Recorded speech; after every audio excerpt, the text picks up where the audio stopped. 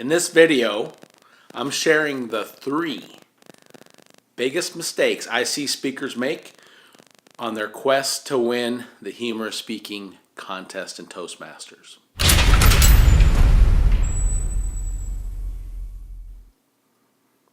Hi, I'm Rick, founder of afunnieryou.com and creator of A Funnier You and the A Funnier You Academy.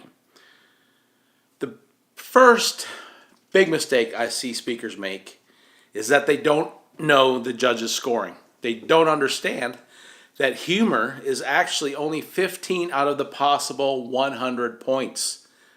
I know this is a big mistake because I made this mistake for 2 years. Everybody said, "You're the funniest. I don't know why you didn't win." I don't know why I didn't win either. And then I read the judge's ballot, and then I realized exactly why I didn't win. So I changed my approach, and that approach allowed me to win the next year.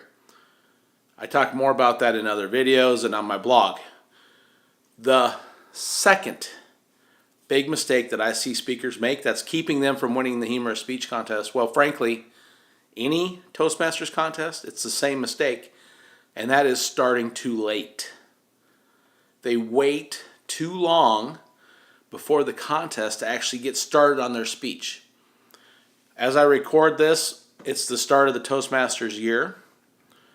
We know for a lot of districts there's going to be a humorous contest, but yet I'll get emails and phone calls and texts after the club contests, sometimes a week before the area contest. "Hey, can you look at my speech and help me out? Can you coach me?"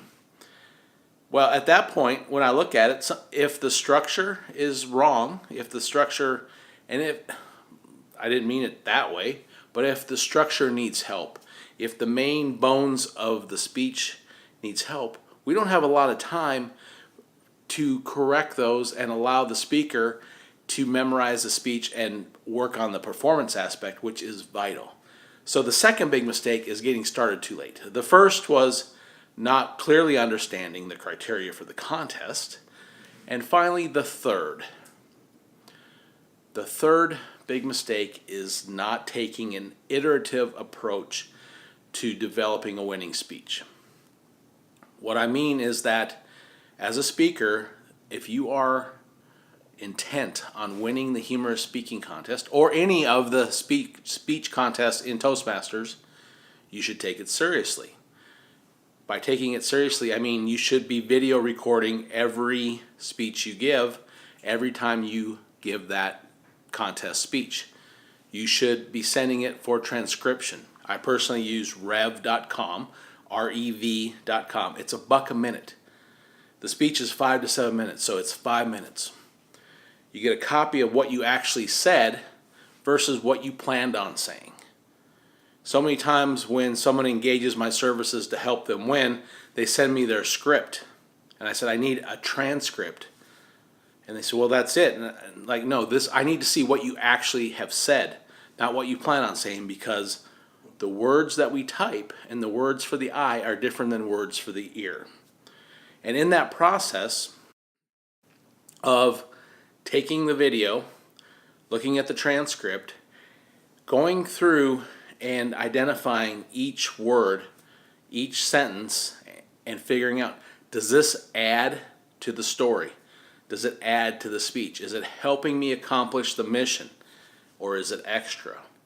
And it's that attention to detail that will make sure you are doing everything necessary to win the speech contest, in particular the humorous speech contest.